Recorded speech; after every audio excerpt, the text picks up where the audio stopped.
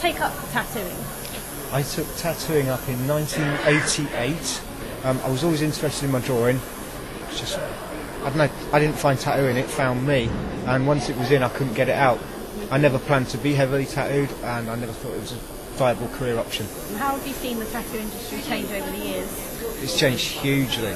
It's really interesting, actually. I mean, I've got to say, it's 22 years on for me, and what a time to be a tattooist. When it first started, it was really kind of cutthroat, very aggressive and very territorial. People would go out of their way to stop anybody from learning and that sort of thing. Still got its dark side, and a lot of people would still like to see a little bit of that stay. It should never get to the point where it's totally vanilla, but there are some people working really, really hard to improve it. It's a beautiful industry on its better side, and I'm really, really proud to be a part of it. I'm proud to be 22 years in. I'm 40 next week, and I'm still working as hard as I ever did. So I'm going to do another 22 years. What would be your advice for someone who's thinking about becoming a tattoo artist? Don't let anybody tell you that you can't. There's a lot of people will not want you in. I don't want to be pushed off of my position. I don't want people to move into my town or next to me that can out tattoo me. But if they did, but if I stopped that, how would tattooing progress? And maybe I need to buck my ideas up.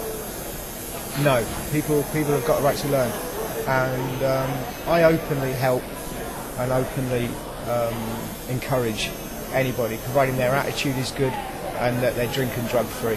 I've seen all your artwork for the Help the Heroes charity. What's your involvement with the charity? I just picked it off the top of my head. Cool. I haven't got any real personal involvement with that. I think it's a wonderful charity. I draw pictures. I don't understand the full scheme of things, but I suppose somebody's got to defend our shores, and when they come back, I guess it's only right that we look after them. What would you say has been your highlight of your career over 22 years? The thing that I'm most grateful for is, in that time, I've met some wonderful people, and they're just the general people that have let me tattoo them, and I'm always grateful to anybody that will let me tattoo them. People have hidden depths to them, and it's amazing what a tattoo chair can do. They open up and they tell you things and they talk to you, and it's a very, very intimate exchange. I could pick any medium to do my art on, but having human beings is just one of the most beautiful things to work on, because everyone is different. That's why I don't work from designs anymore. I only work from concepts, and that unique concept of that person.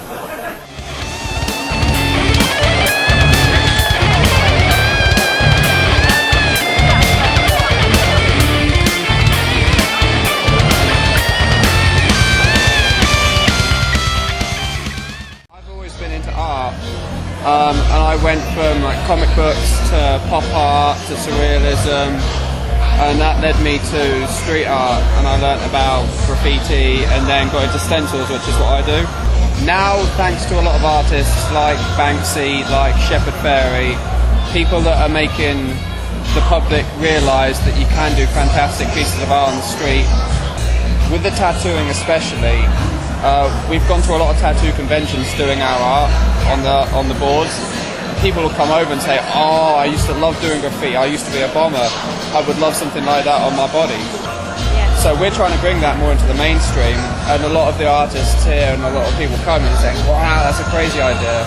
So that's the plan: set up our own studio, do graffiti tattoos. We're getting into toys. We're getting into interior design with this wallpaper stuff as well, painting offices. And have you got any tattoos yourself? Not yet, no. The only guy that I trust enough and like their style enough is in Los Angeles. Very So cool. I'd rather wait and get the perfect tattoo than rush it and get something I'll regret.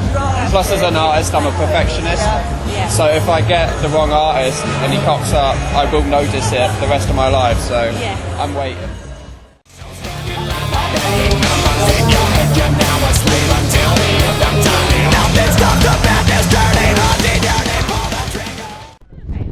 So, what made you decide to get a tattoo of Spider-Man? I've always been like a really big fan of comic book art. I did a little bit of research and found a picture that we really wanted, and just went for it. Yeah. And what made you decide to get like your first tattoo? When I was about 13, my brother started getting tattooed, and I was fascinated by it with him every time he got tattoos done. I said I was only going to have one. Would you say it's an addiction? Because I know lots of people I've spoken to have said that. Some people do say it is an addiction. I don't know what they're addicted to because it hurts like hell. No, it's cool, yeah. I'd say I'm addicted, yeah. I'd like to check Phil Kyle out because I've always been a pretty big fan of his work. I've heard Dan Gold's here. I love his graffiti work, so that'd be pretty cool to see. To be honest, I've not really had a chance to walk around and have a look at anything yet. No, I'm not in the surprised. chair for 4 hours.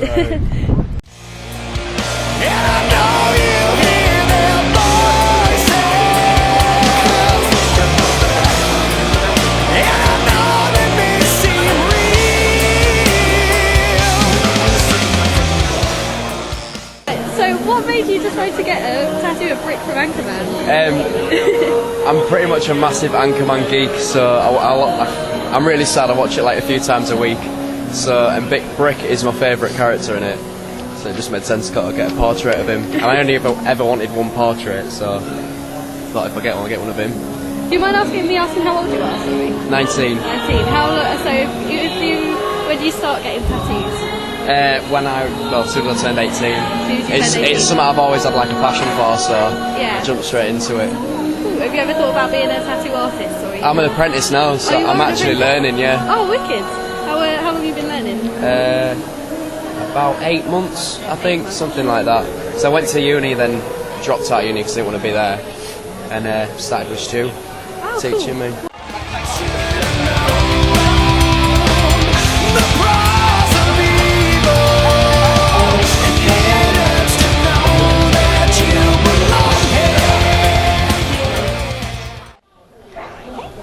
What first inspired you to get into tattooing? An old English neighbor that I had in the States. I was about 5, 6 years old, and the guy was covered in tattoos. And I was told my first was that one day I'll look like that, and now I do. So. And when I started, when I was a kid, my uncles in France hooked me up with a bunch of drawing equipment, like rapidograph pens and all that. And I'd see them drawing, and I was just like, I want to try it. It became a hobby. What's your favourite style of tattoo to do? Stuff that I draw. Yeah. You don't like seeing other people's work, right? It's not the same feeling, Yeah. It's like when you do a bunch of little paintings or a big painting of your own, and when you get to tattoo it, you already know how it's gonna look by the end of it. So. Say that it's important for tattoos to have a personal meaning to someone, or do you think? No, not always. I have loads of stuff that doesn't mean anything at all. What are your plans for the near future?